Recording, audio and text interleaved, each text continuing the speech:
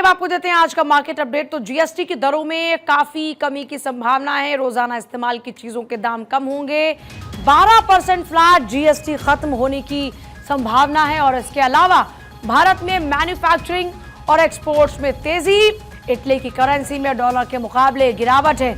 आकाश जी समझेंगे कि ये जो इंडिकेशन है ये भारत की प्रगति को लेकर किस दिशा में बढ़ रहा है, क्योंकि जितनी भी अभी तक आपको हमने पॉइंटर्स बताए, चाहे जिनमें जीएसटी की दरों में काफी कमी की संभावना हो या फिर रोजाना इस्तेमाल की चीजों के दाम हो, सीधे तौर पर यह सब कुछ एक आम आदमी से जुड़ा हुआ है।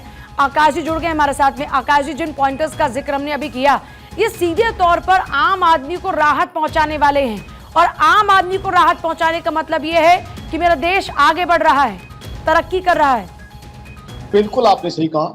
प्रधानमंत्री मोदी की सरकार का टारगेट यही लगता है कि देश की तरक्की के साथ साथ देश के आम आदमी को, खासकर प्रधानमंत्री साहब की बात सुन के एहसास होता है कि प्रधानमंत्री साहब ये चाहते हैं कि देश के जो गरीब बहन भाई हैं उनका फायदा कैसे हो सके, उनको बेनिफिट कैसे कराया जा सके।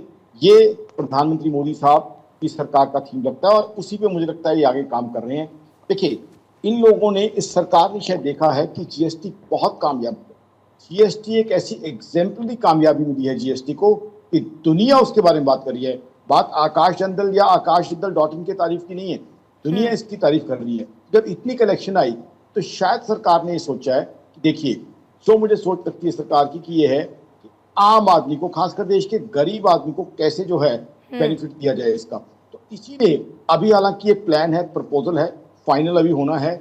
इनका प्रपोजल क्या है, अब जो डेली की यूटिलिटी की चीजें हैं, खासकर लोअर मिडिल क्लास और गरीब भाई बहनों की, चाहे किचन यूटेंसिल्स हों, फुटवेयर हों, रेडीमेड गारमेंट्स हों और असेंशियल चीजें हैं, उन पे जीएसटी कम किया जाए।